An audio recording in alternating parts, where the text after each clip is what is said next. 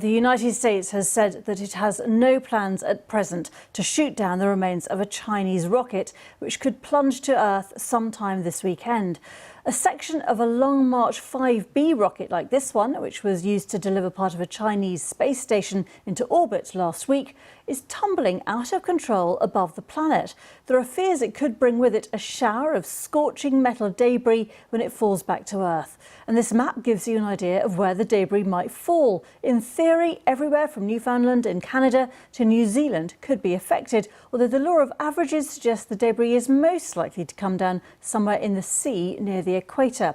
China says the risk of damage is extremely low. Well, CBS correspondent Laura Podesta joins me now from New York. And Laura, how worried should we be that a lump of rocket could fall on our heads in the next 4 days? You know, I think that there is reason to be concerned, but what we're hearing from experts and from officials here in the U.S. is that it is most likely to fall potentially in water. 70% of the globe's surface is covered by ocean, so the likelihood of it falling on a very densely populated area is small. It's more likely that it would fall into the water. There have been some projections that it will land over northeastern Africa tomorrow, perhaps Sudan.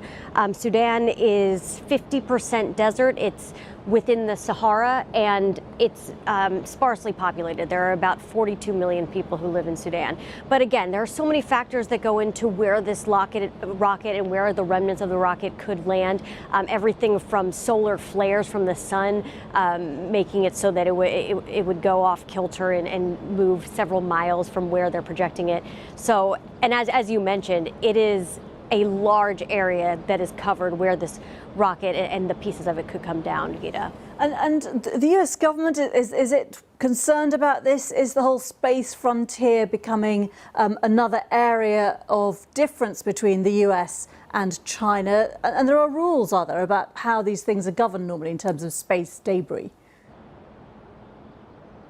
Well, as far as governing outer space, there is an agreement. A United Nations Space Liability Convention came up with some rules where if there is a problem or a disaster in space, one country could pay reparations to another.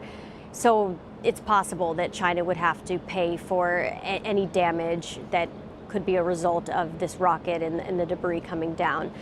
As far as creating new tensions between the U.S. and China, I think it's more likely that this would create more discussion. When speaking before the press yesterday, the White House press secretary really didn't lay blame to China, so perhaps using vocabulary that wasn't pointed and wasn't dramatic might be they might really be trying to temper this in order to not spark new tension with that country. And Laura, the rocket could, in theory at least, fall in New York. Are you personally worried?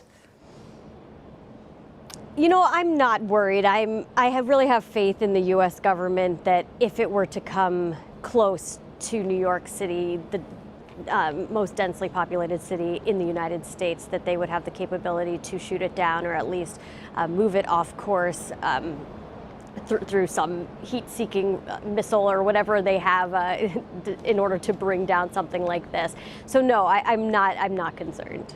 Laura Podesta, thanks very much. I'm watching The West Wing still at the moment. I'm just wondering whether any of those episodes dealt with this particular concern. I'll have to check. Thanks very much indeed. Great to speak to you. Thank you. Thank you.